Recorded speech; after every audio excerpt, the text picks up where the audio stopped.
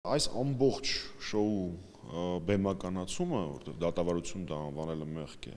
մի քանի նպատակներ ունի։ Առաջին իհարկե անձնական վրեժը մեր եղբայրներից, ի պատիվ որոնց պիտի եւս մեկ անգամ ասեմ, որ այնտեղից եկող հայտարարությունները Բաքվի բանտերում տանջվող խոշտանգվող մարդկանց հայտարարությունները շատ ավելի խրոխտ են, շատ ավելի խիզախ ու հայրենասեր, քան Հայաստանի կառավարական շենքերից արվող հայտարարությունները, այսինքն մարդը պիտի ոգով ազատ լինի, այլ ոչ թե ֆիզիկական ազատությամբ, դա չէ էականը, առաջին։ Երկրորդ, բնականաբար հող է նախապատրաստվում հետագայում որևէ ձևաչափով, դա կարող է լինել միջազգային դատարաններում հայցեր, ինչքան էլ Փաշինյանը հավատա ադրբեջանցիների ասածներին, դա կարող է լինել բանակցությունների ժամանակ հնչեցված ինչ-որ գաղափարներ, դա կարող է այս կամ այն միջազգային հարթակում հայտարարությունների ընդունում եւ այլն, չգիտեմ ոնց են օգտագործելու, բայց ակնհայտ է, որ իրենք հող են նախապատրաստում հետագայում կառավարչական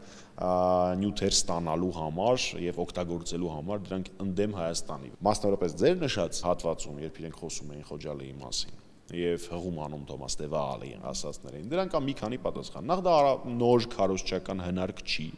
դա մի քանի անգամ ծամծմված եւ շրջանառված հնարք է եւ 2011 թվականին Թոմաս Տևալը իր հարցազրույցներից մեկում, ընդ որում եթե չեմ սխալվում, հենց ադրբեջանական լրատվականի նշում է, որ իր եւ նախագահ Սարգսյանի զրույցը այժմ օգտագործվում են հենգափոխելով քարոզչական տեսանկյուններից եւ մասնավորապես բառացի ասում է, որ իր համար ակնհայտ էր, որ կանխամտածված եւ ծրագրավորված որևէ բան Խոջալույում տեղի չի ունեցել, սա առաջին կետ։ Երկրորդ, այդ նույն հարցազրույցի եթե շարունակությունը նայենք, իսկ դա մի մասը գրքում իհարկե զետեղված է, բայց մյուս մասը էլի հասանելի տեղադրված է, գաղտնազերծված է, ռուսերեն է, եթե չեմ սխալվում խոսակցությունը, իրա համացանցում կա։ Եվ նախագահ Սարգսյանը նշում է, որ առաջին հերթին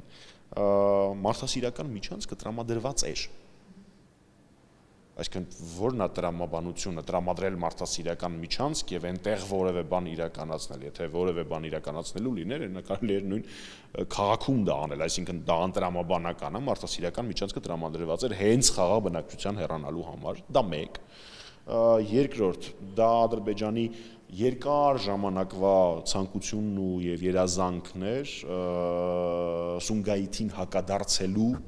որևէ կեղծ թեզ ունենալ ու իրենք դա փորձեցին կերտել տարիներ շարունակ, փորձեցին կերտել Սումգայիթին հակակշիռ Խոջալուն, որը ոչ մի դեպքում չի կարող դիտարկվել, որտեղ այնտեղ իրական ողբերգություն է տեղի ունեցել, իրական ոճրագործություն, իսկ այստեղ նման բանի մասին խոսելն անգամ ավելորդ է։ Եվ չորրորդ, նախագահը երբեք ցեղասպանության կամ նման ոճրագործության մասին որևէ բառ չի ասել, ինքը հակառակը նշել է, որ առանց խաղաղ բնակչության տեղահանումը ապահովելու հնարավոր չէր լուծել այդ պահին առկա ռազմական խնդիրը։ Այսինքն այն, ինչպես Բաքուն է պնդում, որ նա խոստովանել է, որ էթնիկ զտում են իրականացրել, որ չեն զղջում տեղի ունեցել։ Անգամ մոտ չէ իրականություն։ Քանի որ մեջբերելով նաև Սերժ Սարգսյանի խոսքերը, մեղադրող դատախազը Ադրբեջանի նշում է, որ այս ամենը հաստատում է, որ Խոջալույի ցեղասպանությունը նպատակաուղղված ու համակարգված իրականացրել է Հայաստանի Հանրապետությունը, հաշվի առնելով սա ու նաև 15 հայ ռազմագերիներին ներկայացված մեղադրանքը, որտեղ նաև հիշատակվում է այդ մեղադրանքում եւ Սերժ Սարգսյանի եւ Ռոբերտ Քոչյանի եւ մի շարք այլ քաղաքական ու ռազմական գործիչների անուններ, դուք չեք բացառում, որ հետագայում օրինակ նույն Սերժ Սարգսյանի դեմ կարող է առանձին որոշակի քրեական գործառույթի Ադրբեջանը եւ պահանջի օրինակ արտահանձնում Հայաստանից։ Ի վերջո կար այդ համագործակցությունը, ճիշտ է, Հայաստանի դատախազության ուղղված, որ եկեք համագործակցենք այս գործի շրջանակներում։ Պատասխանեմ մի քանի կետով։ Առաջին, ձեր նշած հայցին, երբ այս շինծու գործը Ադրբեջանում նոր էր սկսում դատավարությունը, Ադրբեջանի գլխավոր դատախազությունը դիմել է Հայաստանի գլխավոր դատախազությանը, դուք դրա մասին խոսեցիք, կոչ անելով համագործակցել։ Դրա պաշտոնական պատասխան Հայաստանի դատախազությունից ամենայն դեպս հրապարակային ես չգիտեմ։ Այսինքն ոնց որ թե հələ մտածում են համագործակցեն, թե չհամագործակցեն։ Այդ մեկ։ Կզարմանամ արդյոք, եթե այսօրվա կառավարիչները համագործակցեն Ադրբեջանի հետ նախագահ Սարգսյանի դեմ, բացարձակ չեմ զարմանա։